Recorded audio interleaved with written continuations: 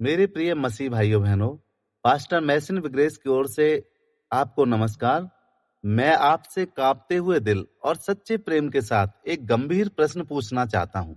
क्या आप परमेश्वर के द्वारा वचन से रोपित हुए हैं, या फिर आपने मसीह समाज, संस्कार या परिवार के द्वारा मसीहत को ग्रहण किया है? उत्तर प्रदेश जैसे स्थान पर जहां यीशु का नाम लेना भी साहस की मांग करता है, आप में से कई ने अपमान, तिरस्कार, परिवार विरोध और सामाजिक बहिष्कार, यहां तक कि अधिकारियों की धमकियां भी सही हैं। मैं आपके साहस को सलाम करता हूं। लेकिन आज मेरा एक सवाल है। जो लोग अपने आप को मसीह कहते हैं, क्या वो वास्तव में ईश्वर की संप्रभुता शक्ति द्वारा मसीह में रोपे गए हैं? मसीह का नाम लेना और मसीह द्वारा बुलाया जाना, इन दोनों के बीच एक गहरा अंतर है। सच्ची धार्मिकता क्या है? यह किसी धार्मिक संस्था में सदस्यता लेना नहीं है। ये केवल एक नाम, एक परिधान या एक परंपरा को अपनाना नहीं है। यह पश्चिम के प्रभाव के आगे झुकना या पूर्व के विरोध में प्रतिक्रिया करना भी नहीं है। सच्ची धार्मिकता एक चमत्कार है, जीवित परमेश्वर का कार्य है, जो पवित्र आत्मा के द्वारा आपके मृतक हृदय को जीवित करता है। यह कोई ऐसी बात नहीं जिसे हम स्वयं प्राप्त कर सकते हैं। ये वो है जो ईश्वर अपने अनुग्रह से हमारे साथ करता है, और क्योंकि ये ईश्वर का कार्य है, इसे नकली नहीं बनाया जा सकता। आप धार्मिकता को नकली बना सकते हैं, बपतिस्मा को दिखावे का बना सकते हैं, बाहरी आचरण और भाषा का अनुकरण करते हैं और कर भी सकते हैं, लेकिन आप उस अद्भुत कार्य का नाटक नहीं कर सकते जहां पवित्र आत्मा किसी पत्थर जैसे हृदय को यीशु मसीह के लिए धड़कता हुआ बना देता है। यदि मसीह ने आपको वास्तव में नया जीवन दिया है, तो आप इसे जानेंगे। क्या आप बदल चुके होंगे? आपका हृदय, आपकी इच्छाएं, आपका जीवन, आपका लक्ष्य, सब कुछ बदल चुका होगा। अब पाप आपका घर नहीं है। अब आप झूठी धार्मिकता से संतुष्ट नहीं हैं, और मसीह अब कोई डरते डरते लिया गया नाम नहीं, बल्कि ऐसा प्रभु है जिसे आप हर्ष के साथ अपनाते हैं, चाहे इसकी कीमत आपको दुनिया की सारी चीजें देकर चुकानी पड़े। इसलिए मैं आपसे पूछता हूं, क्या आपके साथ ऐसा हुआ है? क्या आपने उस पवित्र आत्मा का अनुभव किया है जिसका वायदा ईश्वर ने अपने भविष्यवक्ता यहेजकेल के माध्यम से किया था? उसने कहा था, मैं तुम पर शुद्ध जल छिड़कूंगा जिससे तुम शुद्ध हो जाओगे। मैं तुम्हें नया हृदय दूंगा और तुम्हारे भीतर नई आत्मा डालूंगा। मैं तुम्हारे पत्थर जैसे हृदय को निकालकर मांस का हृदय दूंगा, और मैं अपनी आत्मा तुम्हारे भीतर डालूंगा जिससे तुम मेरी विधियों पर चल सको। या आप केवल शक्ति विहीन धार्मिकता का रूप धारण किए हुए हैं साथियों? ऐसे देश में जहां उत्पीड़न वास्तविक है, वहां केवल सांस्कृतिक रूप को मसीहत कहना या समझ लेना एक बड़ा प्रलोभन हो सकता है। लेकिन ध्यान दीजिए, ईश्वर धोखा नहीं खाता। वह केवल नामधारी नहीं चाहता, वो अपने लिए नई सृष्टि बना रहा है। मैं तुम्हें तुम्हारी सारी गंदगी और तुम्हारी सारी झूठी धार्मिकता से शुद्ध करूंगा, यहेजकेल 36:25 में लिखा है। क्या आप यहाँ परमेश्वर की दया को देख रहे हैं? परमेश्वर केवल बाहरी अशुद्धता को धोने से संतुष्ट नहीं होता, वो गहराई तक जाता है, वहां तक जहां हमारी आत्मा की गंदगी छुपी होती है, जहां हमारे दिल की ऐसी इच्छाएं विराजमान होती हैं जो हमें स्वयं से ईमानदारी से पूछनी चाहिए कि ये क्या वास्तव में गंदगी है। ये केवल वो पाप नहीं जिन्हें लोग देख सकते हैं, ये वे छिपे हुए दाग हैं जो हमारे विचारों, इच्छाओं, लालसाओं के भीतर गहराई में जमे पड़े हैं। कड़वाहट, वासना, ईर्ष्या, अभिमान, लालच, बेपाप, जो अक्सर धार्मिक भाषा में लपेटे जाते हैं, जिन्हें हम छोटा मानकर अनदेखा कर देते हैं, या जिन्हें हमने बपतिस्मा दे दिया है। और ये क्या, ये इच्छाएं तो अभी भी रह गईं। ये केवल इच्छाएं ऐसी नहीं है जो कि कहीं पर रखी हों। ये इच्छाएं हमारा कोई रिश्ता हो सकता है, हमारा कोई सपना हो सकता है, कोई संपत्ति हो सकती है, कोई हमारी प्रतिष्ठा हो सकती है, या फिर सेवा। ये कुछ भी हो सकती है जो आपके दिल के सिंहासन पर बैठी है। जहां केवल ईश्वर का स्थान होना चाहिए, वहां आपकी स्वयं की इच्छा उस स्थान को लिए बैठी है। साथियों, आप अपने घुटनों को झुकाना बंद कर सकते हैं, लेकिन फिर भी अपने हृदय को किसी और के आगे झुका सकते हैं। सिर्फ परमेश्वर ही है उस गुप्त पूजा को तोड़ सकता है जो आप करते हैं, जो अपनी इच्छाओं को आप पहला स्थान देते हैं। परमेश्वर कहते हैं, मैं तुम्हारी सारी अशुद्ध धार्मिकता से तुम्हें शुद्ध करूंगा। यह एक युद्ध है, आत्मा में लड़ा गया युद्ध। यह एक शल्य चिकित्सा है, ऐसी सर्जरी जिसमें परमेश्वर स्वयं हमें जकड़ने वाले झूठे ईश्वरों से छुड़ाते हैं और हमारे स्नेह की गहराई में अपना सिंहासन स्थापित करते हैं। और यही सुसमाचार की सुंदरता है। यह केवल क्षमा नहीं, यह मुक्ति है। व्यसन से मुक्ति, पीढ़ियों से चली आ रही आत्मिक गुलामी से मुक्ति, दोहरी जिंदगी के बंधन से मुक्ति, उन हर चीजों से मुक्ति जिन्हें आप छोड़ना तो चाहते हैं लेकिन छोड़ नहीं पा रहे थे।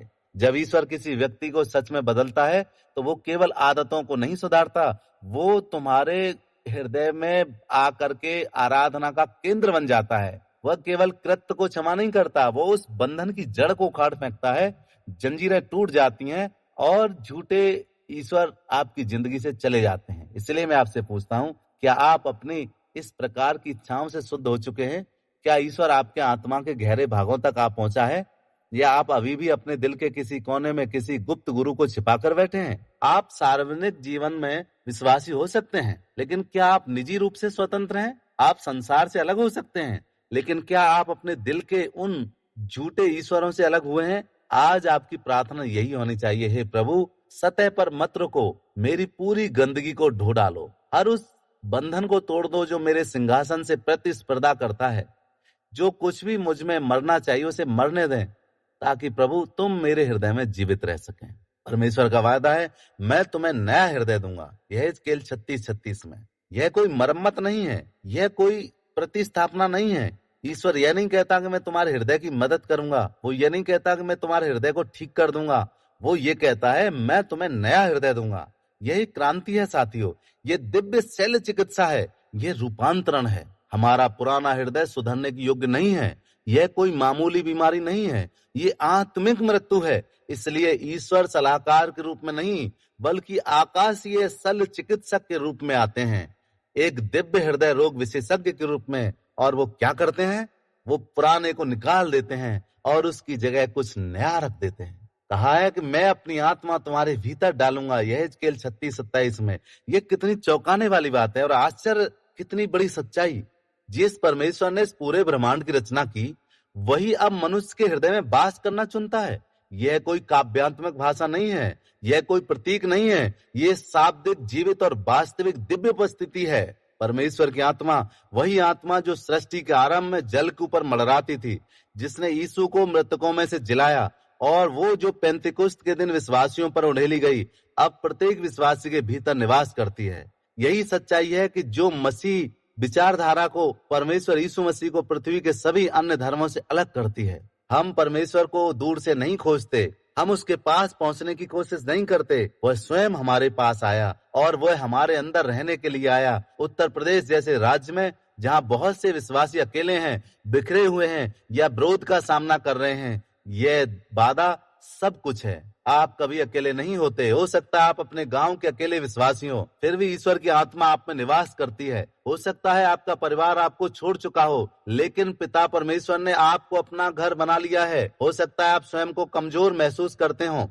फिर भी वही आत्मा जिसने मसीह को मृतकों में से जिलाया, वो आपके भीतर कार्यरत है। पवित्र आत्मा कोई भावना नहीं है, वो एक व्यक्ति है। वो दिलासा देता है, शिक्षा देता है, मार्गदर्शन करता है, शक्ति देता है और दोषी ठहराता है। जब आप डरते हैं वह साहस देता है, जब आप भ्रमित होते हैं वो सत्य देता है, जब आप घृणा में होते हैं वो शांति देता है, जब आप पीड़ित होते हैं वो आनंद प्रदान करता है। और यही सबसे बड़ा चमत्कार है। वही ईश्वर जो कभी सीनै पर्वत पर आग में उतरा था, अब आपके अंदर रहता है, नष्ट करने के लिए नहीं, बल्कि आपको सशक्त करने के लिए। इसलिए मैं आपसे पूछता हूं, क्या आपने पवित्र आत्मा को प्राप्त किया है? यह नहीं कि क्या आपने उसके बारे में सुना है या क्या आप मानते हैं कि वो अस्तित्व में है, बल्कि क्या वो आप में निवास करता है। पौलुस कहता है, क्या तुम नहीं जानते कि तुम परमेश्वर का मंदिर हो और परमेश्वर की आत्मा तुम में निवास करती है? यह किसी अभिजात वर्ग के लिए नहीं, यह हर एक उस व्यक्ति के लिए जिसने मसीह को ग्रहण किया है। जब परमेश्वर अपनी आत्मा आपके भीतर डालता है, सब कुछ बदल देता है। आप केवल मसीह का अनुसरण नहीं करते, आप मसीह से भर जाते हैं। आप अकेले संकीर्ण मार्ग पर नहीं चलते, आप हर क्षण उसकी उपस्थिति के साथ चलते हैं। इसलिए आज आनंद मनाइए, आप त्यागे नहीं गए हैं, आप शक्तिहीन नहीं हैं, आप भूले नहीं गए हैं। परमेश्वर की आत्मा आप में वास करती है। मैं तुम्हें अपनी विधियों पर चलने दूंगा, यह हिजकेल 36:27 में लिखा है। परमेश्वर आज्ञा मानने की इच्छा और शक्ति दोनों को देता है। मसीही धार्मिकता कोई अधर्म नहीं है साथियों, ये आत्मा से सशक्त आज्ञाकारिता है।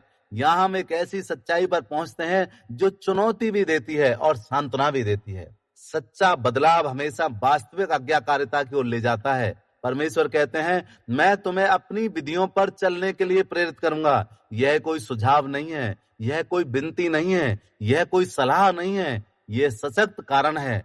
परमेश्वर की शक्ति से भरा हुआ वचन वह केवल आज्ञा नहीं देता, वो हमें उस आज्ञा को मानने की सामर्थ्य भी देता है। यही सबसे बड़ा भ्रम है साथियों, विशेषकर वहां जहां सताव या सांस्कृतिक दबाव है। कई लोग सोचते हैं कि मसीह धर्म सिर्फ एक धर्म से दूसरे धर्म में परिवर्तन करने का कोई रास्ता है। साथियों, ऐसा नहीं है। लेकिन सुसमाचार आपको बेहतर बनाने का दबाव नहीं डालता, ये आपको नया बना देता है और फिर आत्मा के द्वारा आपको परमेश्वर की विधियों पर चलने के लिए प्रेरित करता है। ये केवल नैतिकता नहीं है, ये चमत्कारी आज्ञाकारिता है। एक नए दिल में निहित और एक भीतर की आत्मा द्वारा पोषित। आत्मा के बिना आज्ञाएं जंजीरों जैसी लगती हैं, आत्मा के साथ आज्ञाएं आनंद बन जाती हैं। परमेश्वर अपने बच्चों को जबरदस्ती पवित्रता में नहीं घसीटता, वह उन्हें प्रेम से नेतृत्व करता है। वो हमारे भीतर धार्मिकता की पवित्र भूख उत्पन्न करता है। वो पाप को कड़वा और आज्ञाकारिता को मीठा बना देता है। वो जो आदेश देता है उसी के लिए शक्ति भी प्रदान करता है। इसलिए यदि आप स्वयं को परमेश्वर के मार्गों पर चलते हुए पाते हैं, अपने पड़ोसी से प्रेम करते हुए, पाप से दूर होते हुए, अपने शत्रुओं को क्षमा करते हुए, गुप्त आराधना में लगे हुए, तो यह आपकी ताकत नहीं, यह आप में उसकी आत्मा है जो आपके कदमों में उसके वचन को जीवित करती है। मैं तुम्हें अपने नियमों का पालन करने के लिए सावधान करूंगा, यहेजकेल 36:27 में ऐसा लिखा है। यह केवल बाहरी पालन नहीं है, यह हृदय से आज्ञाकारिता है। वो आज्ञाकारिता जो हर कदम को जांचती है, जो प्रसन्न करने की तीव्र इच्छा से प्रेरित होती है, जो सही कार्य में आनंद पाती है, क्योंकि वो उस परमेश्वर से प्रेम करती है जिसने ये आज्ञा दी है। यह सांसार के हृदय से बिल्कुल विपरीत है, जो पूछता है मैं पाप में पड़े बिना उसके कितने करीब जा सकता हूँ। परिवर्तित हृदय पूछता है, मैं परमेश्वर को दुखी किए बिना उसके कितने करीब जा सकता हूँ। यह वो बात है जिसने दाऊद को प्रेरित किया। दाऊद ने कहा, हे यहोवा, मैं तेरी व्यवस्था से कितना प्रेम करता हूँ, मैं दिन भर उसी पर ध्यान करता हूँ। भजन संहिता 119 और 97 में लिखा है। यह बोझ नहीं, ये मार्ग है, ये गुलामी नहीं, ये आनंद है। मैं तो आपसे पूछता हूँ, क्या आप परमेश्वर की आत्मा से भरकर उसकी विधियों पर चल रहे हैं? क्या आपकी जिंदगी में वह परिवर्तन दिख रहा है जो केवल आत्मा ला सकती है? या क्या आपने सच्चे धार्मिकता को झूठी धार्मिकता हटाए बिना ग्रहण किया है? यदि आपका नया जन्म हुआ है तो आत्मा आपके भीतर कार्य कर रही है, सिर्फ आपको क्षमा करने के लिए नहीं, बल्कि आपको बदलने के लिए। यही है नई वाचा की स्वतंत्रता, ना अधर्म ना कानूनवाद, बल्कि आत्मा से भरी आज्ञाकारिता, अंदर से बाहर तक। यह केवल बाहरी अनुपालन नहीं है, यह दिल से आज्ञाकारिता है। वह जो अपने कदमों पर नजर रखता है, जो परमेश्वर को प्रसन्न करने के लिए तरसता है, जो सही काम करने में आनंदित होता है, क्योंकि वो उस व्यक्ति से प्रेम करता है जिसने आज्ञा दी है। ये सांसारिक हृदय के विपरीत है, जो पूछता है मैं पाप में पड़े बिना उसके कितने करीब जा सकता हूँ। साथियों, मैंने कहा कि परमेश्वर को दुखी किए बिना हम उसके नजदीक जा सकते हैं। उसे पुकारें, क्योंकि जब वो वास्तव में किसी व्यक्ति को बदलता है तो केवल उसके कार्यों को नहीं बदलता, वह उसकी इच्छाओं को भी बदल देता है। यह आत्मा के कार्य का साथियों प्रमाण है। धार्मिकता की गहरी इच्छा, आत्मा में पवित्र सावधानी, प्रभु के साथ सावधान और आनंदमय चलना, भय में नहीं बल्कि विश्वास में। परमेश्वर के नियम आपका आनंद बन जाते हैं, इसलिए नहीं कि वे आसान हैं, क्योंकि वो योग्य हैं। लिखा है, मैं तुम्हारा परमेश्वर होऊंगा, यहेजकेल 36:38 में। केवल एक परमेश्वर और कोई नहीं। यह कोई ठंडी धार्मिकता नहीं है साथियों, ये नई वाचा का हृदय है। ईश्वर की इच्छा है कि वो जाना जाए, वो निकट हो, वो आपका हो। केवल ईश्वर नहीं, केवल उच्च शक्ति नहीं, केवल दिव्य शक्ति नहीं, बल्कि आपका परमेश्वर। ये वाचा है, ये प्रेम है, वो निकटता और शाश्वत जीवन है। जहां पर हम देखते हैं कि ज्यादातर मूक रहते हैं लोग, ज्यादातर मूर्तियां मूक रहती हैं, लेकिन परमेश्वर बोलते हैं। यह कोई स्थायी प्रस्ताव नहीं है, यीशु मसीह के लहू से हमें सील की गई शाश्वत वाचा है। सिर्फ शुद्ध होना या बदलना या भरना नहीं, बल्कि दावा किया जाना। ईश्वर हमें अपना बनाते हैं और वो स्वयं हमारे बनते हैं। उत्तर प्रदेश में विश्वासियों के लिए, जहां सांस्कृतिक दबाव और विरोध में समस्याएं भरपूर हैं, मैं आपसे कुछ अनमोल वायदे परमेश्वर के करना चाहता हूं। आप यीशु का अनुसरण करने के लिए सब कुछ खो सकते हैं, लेकिन आप परमेश्वर के हृदय में अपना स्थान कभी नहीं खोएंगे, क्योंकि वो तुम्हारा परमेश्वर है। वो तुम्हें देखता है, वो तुम्हें जानता है, वो तुम्हारे लिए लड़ता है, वो तुमसे प्रसन्न होता है।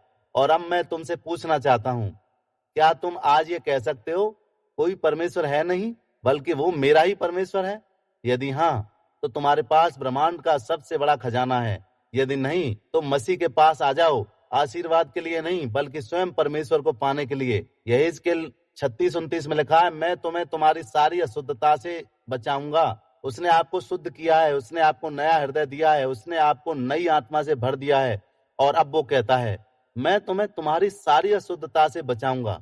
साथियों, सच्ची धार्मिकता कोई जबरदस्ती नहीं है, ना परिवार से, ना शादी से, ना पैसे से, ना सामाजिक प्रतिष्ठा से, बल्कि यही सच्चा परिवर्तन है। पाप के प्रति पवित्र घृणा, यीशु के प्रति बढ़ता हुआ प्रेम, एक नया जीवन, एक नया हृदय। साथियों, पश्चाताप का आह्वान, फिर से जन्म लें। यीशु ने कहा, यदि कोई नया जन्म ना ले तो परमेश्वर का राज्य नहीं देख सकता। यह विकल्प नहीं है, ये जरूरत है आज की।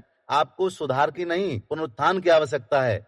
यीशु मसीह आपको निमंत्रण देते हैं और कहते हैं, हे सब परिश्रम करने वालों और बोझ से दबे हुए लोगों, मेरे पास आओ, मैं तुम्हें विश्राम दूंगा। मत्ती 11:28 में लिखा है, जो कोई पुत्र पर विश्वास करता है, अनंत जीवन उसका है। आज ही प्रभु को पुकारें, कहें, प्रभु यीशु, मैंने पाप किया है, मैंने अपने लिए जिया है, मैं अशुद्ध हूँ, लेकिन आप मेरे लिए मरे, मुझे धोएं, क्षमा करें, नया दिल दें, मुझे अपनी आत्मा से भरें। मैं पश्चाताप करता हूँ, मुझे बचाएं।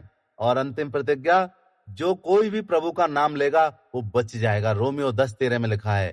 ये वादा साथियों आपके लिए है, अभी और आज, इसी क्षण। अब वो परमेश्वर जो नया हृदय देता है, मसीह जिसने अपना जीवन दिया, और आत्मा जो सामर्थ और उपस्थिति देता है, तुम्हारे साथ, तुम्हारे अंदर रहे, अभी और हमेशा के लिए। आमीन।